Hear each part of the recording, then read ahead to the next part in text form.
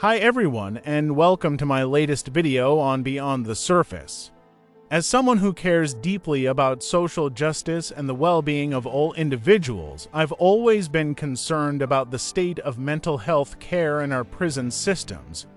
Far too often, the mental health needs of incarcerated individuals are overlooked or inadequately addressed, leading to devastating consequences not only for those individuals but for our society as a whole. In this video, I aim to shed light on this critical issue and explore the complex factors contributing to the mental health crisis in prisons. We'll examine the prevalence of mental health disorders among incarcerated populations, the challenges faced by prison staff in providing adequate care, and the long-term impact of imprisonment on an individual's psychological well-being.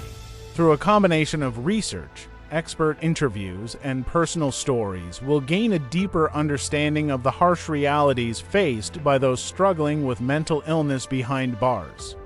We'll also discuss potential solutions and reforms that could help improve mental health outcomes for incarcerated individuals and create a more compassionate and rehabilitative justice system.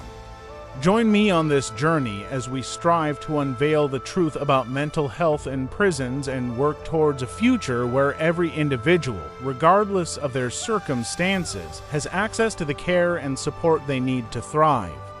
Together, we can make a difference and advocate for change in this critical area of social justice. Imagine being locked up, not only physically but mentally as well. A chilling thought, isn't it? Yet that's the harsh reality for a staggering number of individuals in our prison system. The iron bars and concrete walls aren't the only things confining them. They are trapped within the confines of their own minds, battling unseen demons. Let's delve into the prevalence of mental health issues among the incarcerated population. This is not a fringe issue. It's not something that affects a small percentage of inmates. It's a rampant, widespread problem. Dr. Jennifer Johnson, a leading expert on mental health in prisons, sheds some light on the scale of this crisis. She shares, up to 50% of all inmates suffer from a mental health condition. 50%. Let that sink in. That means half of the prison population is grappling with mental health issues. These aren't just statistics. These are real people. Sons and daughters, mothers and fathers, siblings and friends. And they're suffering, often silently in the shadows of their prison cells. The reasons for these high rates of mental illness among prisoners are complex and multifaceted.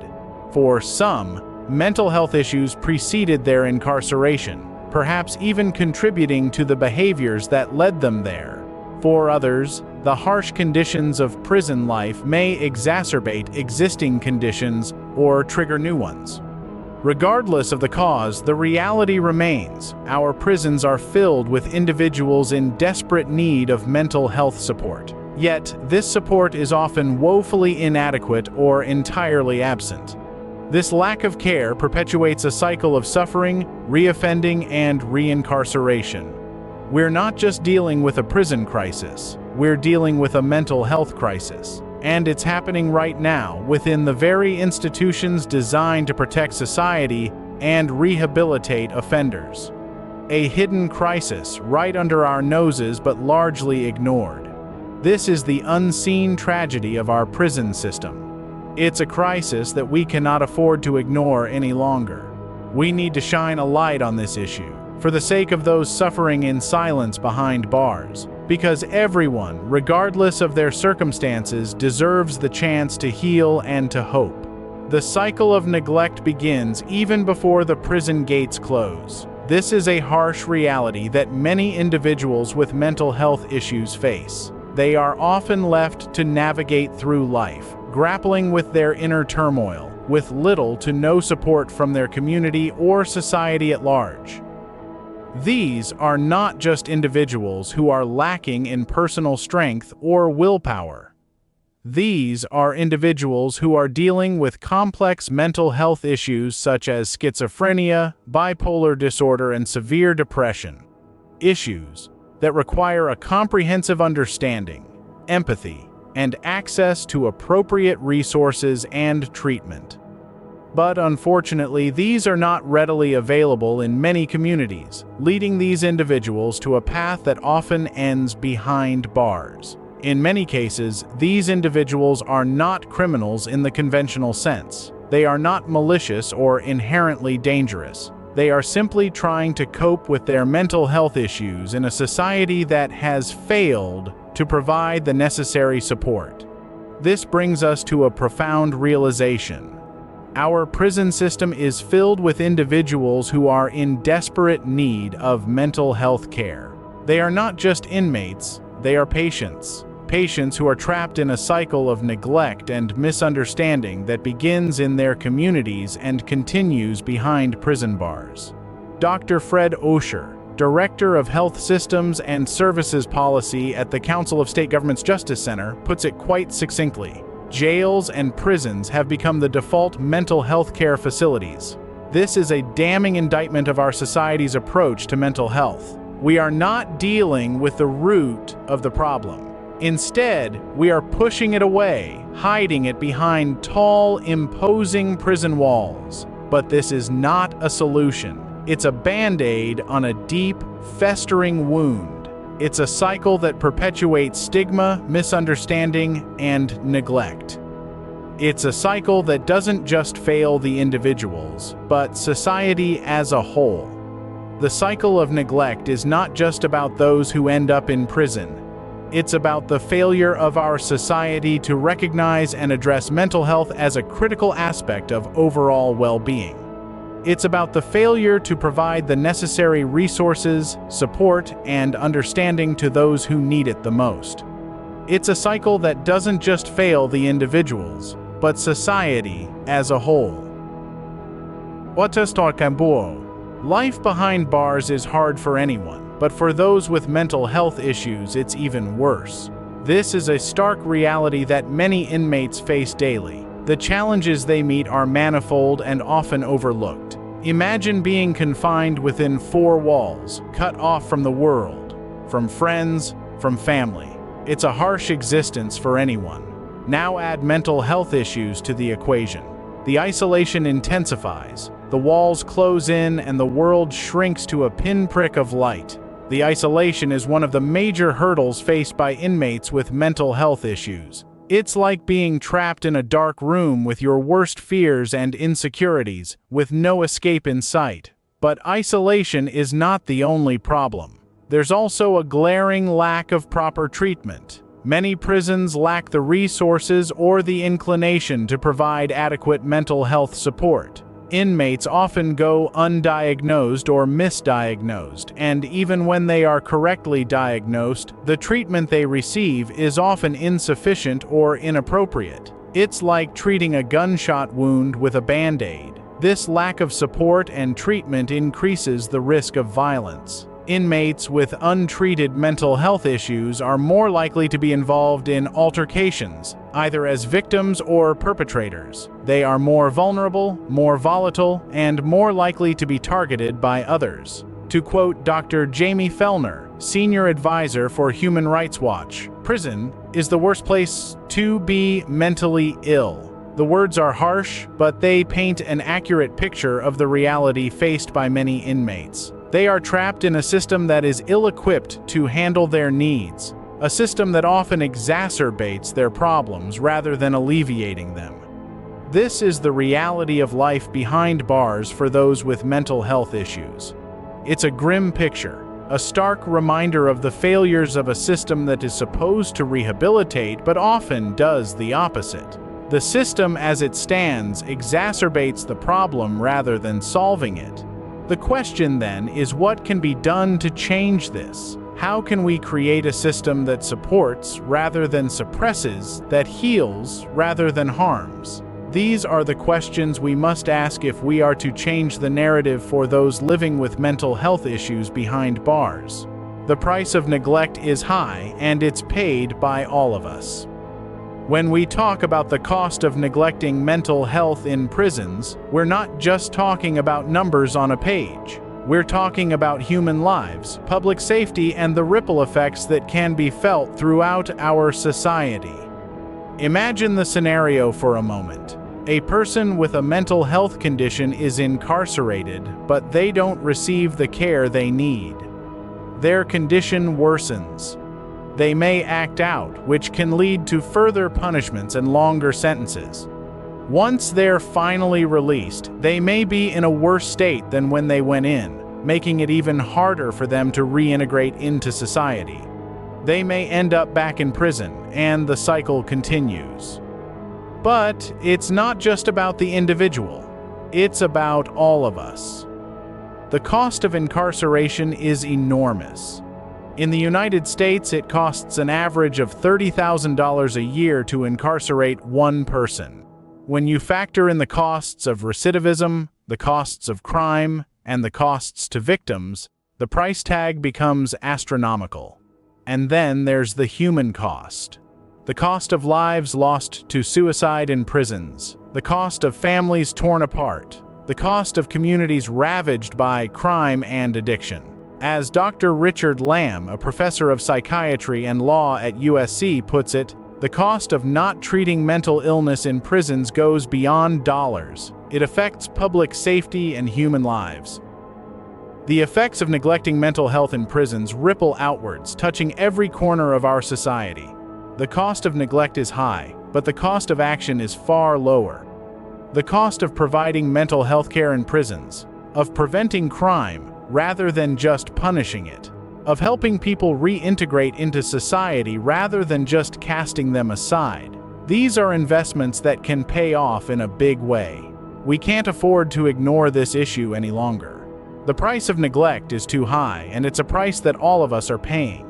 It's time to face the reality of mental health in prisons and take action, because the cost of inaction is something none of us can afford. There is a better way, and it starts with understanding and compassion. Let's take a moment to think about what that means. Understanding in this context is about recognizing the reality of mental illness. It is about acknowledging that these are real, serious health conditions that affect all aspects of a person's life. Compassion, on the other hand, is about empathy. It's about viewing individuals with mental illness as fellow human beings, deserving of respect, dignity, and care. So, how do we translate these principles into action?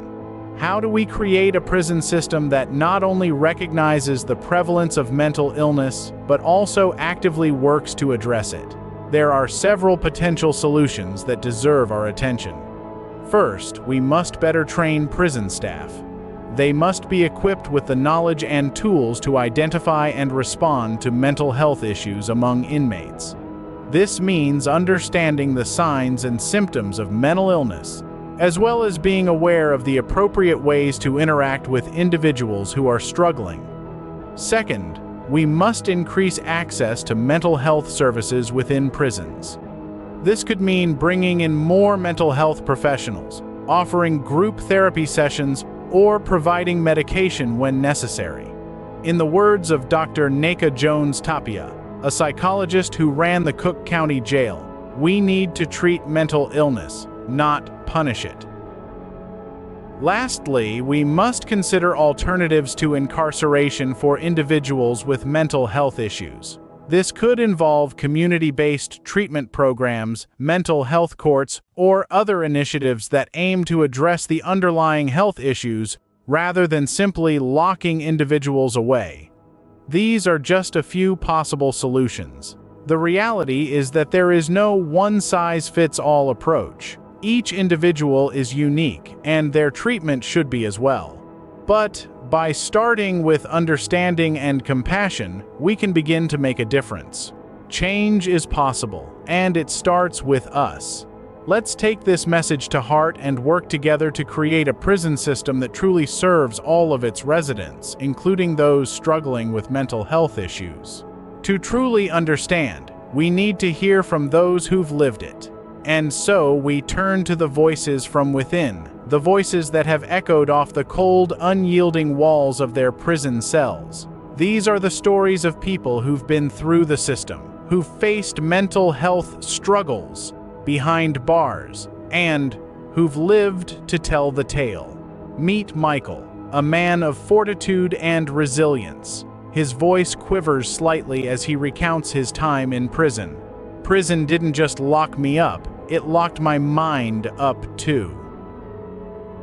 Michael's experience is far from unique. He entered the system as a young man battling depression, but instead of finding a path to recovery, he found himself in a battle for his sanity. Then there's Laura, a woman of strength and determination. She was diagnosed with bipolar disorder while serving her sentence. The ups and downs, the manic highs and debilitating lows, all amplified by the isolation and despair of prison. Laura's story reminds us that mental illness does not discriminate. It can affect anyone, anywhere, even in the most desolate corners of a prison cell. And let's not forget about Jamal, a man who fought not only the system, but also his inner demons. He was living with schizophrenia, a reality that was exacerbated by the harsh conditions of prison life. The voices in his head worsened, the hallucinations became more frequent, and the paranoia intensified. Yet, his pleas for help were often left unanswered, his mental health dismissed as a ploy for attention. But these stories are not just tales of despair. They're also narratives of resilience, of the human spirit's indomitable will to survive. Despite the hardships, Michael, Laura, and Jamal found ways to cope. They found solace in art, in writing, in the companionship of fellow inmates. They clung onto hope, onto dreams of a brighter future beyond the iron bars. Yet, their struggles underscore the need for change. They highlight the dire need for comprehensive mental health care within our prison systems. They call attention to the urgency of treating mental illness not as a crime, but as a health issue deserving of compassion and understanding. In their stories, we see the human face behind the statistics. We see the cost of ignorance, the price of negligence. We see the potential for reform, for a system that prioritizes rehabilitation over punishment. And perhaps most importantly, we see the power of their voices. Voices that, despite being suppressed and dismissed, continue to rise above the din. Voices that demand to be heard, that demand a change. These stories, these voices, they're not just about the past. They're about the present, about the future. They're about every Michael, every Laura, every Jamal who might find themselves battling mental health issues behind bars. These stories are a stark reminder of the human cost of this crisis, and they serve as a rallying cry for change, a call for a better, more compassionate approach to mental health in our prisons. Now that you know the truth, it's time to take action. We've peeled back the layers of this hidden crisis, revealing the harsh reality of mental health in prisons. This isn't a problem that can be solved with a quick fix or a band-aid solution. It's a systemic issue, one that requires a collective effort to address. This is where you come in. By advocating for better mental health services in our prisons, you're not just helping those behind bars, but also making a stand for a more compassionate and humane society. Start by raising awareness. Have conversations about this issue with your friends, family, and colleagues. Use your social media platforms to spread the word. Remember, the first step to solving a problem is recognizing that there is one. Educate yourself and others. Learn about the realities of prison life, the mental health crisis that prevails, and the cycle of neglect that perpetuates it. Share this knowledge. Ignorance breeds fear and stigma, but knowledge can pave the way for understanding, empathy, and change. Support organizations that are on the front lines of this battle. They're working tirelessly to reform our prison system, to ensure that those who find themselves behind bars are treated with the dignity and respect they deserve. They're advocating for better mental health services, for more resources and support for inmates struggling with mental health issues. But they can't do it alone. They need your help, your support, and your voice. As Dr. E. Fuller Torrey, founder of the Treatment Advocacy Center, so eloquently put it, the solution to this crisis lies in all of us. This isn't just about the inmates or the prison system. This is about us as a society and how we choose to treat those who are most vulnerable among us. The time for change is now. Let's roll up our sleeves. Let's raise our voices. Let's take action. Because this isn't just their fight, it's ours too. Together, we can make a difference. Together, we can bring about change. The time for change is now. As we come to the end of this video, I hope that the information and insights we've shared have helped to shed light on the urgent need for improved mental health care in our prison systems. It's clear that there is much work to be done to ensure that incarcerated individuals receive the support and treatment they need to heal, grow, and successfully reintegrate into society upon release. But change is possible, and it starts with each and every one of us. By raising awareness, advocating for reform, and treating all individuals with compassion and respect, we can work towards a future where mental health is prioritized in our justice system and beyond. If you found this video informative and inspiring, I encourage you to share it with your friends and family to help spread the word about this important issue. And if you haven't already, please consider subscribing to my channel for more content related to social justice, mental health, and creating positive change in our world. Thank you so much for watching and for being a part of this community of changemakers. Together, we can make a difference and create a more just and compassionate world for all. Until next time, take care of yourself and each other and never stop fighting for what's right.